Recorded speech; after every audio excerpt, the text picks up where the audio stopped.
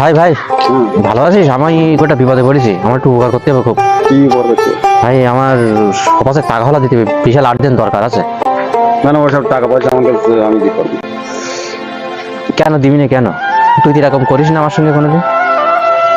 শোন ভাই, আগে তোর পরিস্থিতি ছিল একরকম, আর এখন পরিস্থিতি দেখবি। এখন টাকা দিলে তুই আমার দিতে পারবি না। আগে দিতে পারতিস আমি তো দিতাম।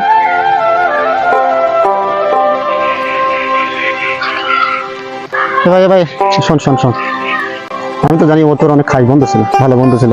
500 টাকা ছিলি, দিল না কেন বলতে তোর এখন? সেটা তো আমি সঠিক জানি না।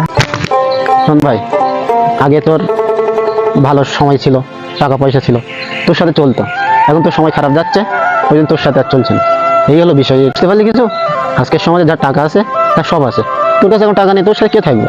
থাকে কেউ? পাগলেও থাকবে না তোর সাথে। এখনকার সমাজটা এরকম।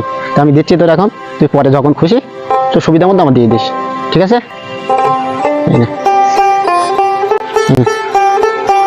হ্যাঁ, আজকে বিপদে পড়ে সত্যি আমি বুঝতে পারলাম টাকা পয়সা না থাকলে কেউ পাশে থাকে না। হ্যাঁ তা ভাই আসি, টাকাটা ঠিক সময় মতো ঠিক আছে ঠিক আছে, ওরকম হয়। বর্তমান সমাজে যার টাকা আছে তার পাশে সবাই আছে, যার টাকা নেই তার পাশে কেউ নেই।